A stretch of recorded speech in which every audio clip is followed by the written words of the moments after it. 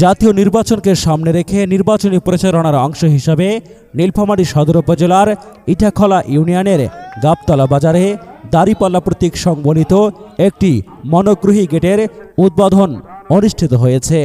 বৃহস্পতিবার সন্ধ্যায় পঞ্চপুকুর নীলফামারী সড়কের ওপর স্থাপিত এ গেটের উদ্বোধন করেন নীলফামারী 2 আসনের জামায়াত মনোনীত প্রার্থী অ্যাডভোকেট আল ফারুক আব্দুল লতিফ।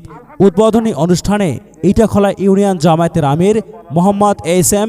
নূর ইসলাম, পঞ্চপুকুর ইউনিয়ন জামায়াতের আমির মাওলানা আমিজার রহমান, ইউনিয়ন সেক্রেটারি মাওলানা হারুনার রশিদ, ইউনিয়ন শ্রমিক কল্যাণ ফেডারেশনের সভাপতি মোহাম্মদ আবু তাহির ইসলাম, কানিয়ালখাতা গাবতলা বাজারের দোকান মালিক সমিতির সভাপতি মোহাম্মদ মোশাররফ হোসেন জাদুসহ জেলা, উপজেলা ও ইউনিয়ন পর্যায়ের নেতৃবৃন্দ উপস্থিত ছিলেন।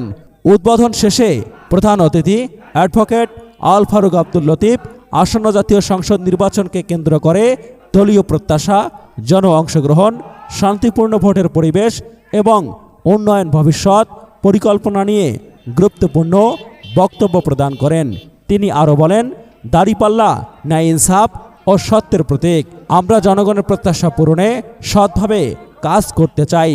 শান্তিপূর্ণ নির্বাচনেই আমাদের প্রধান অঙ্গীকার।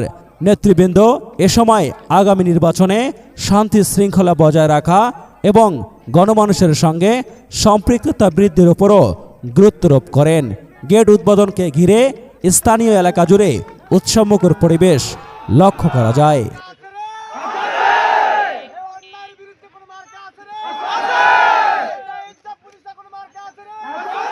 Omar Faruk, Nilphamari top news, Nilphamari.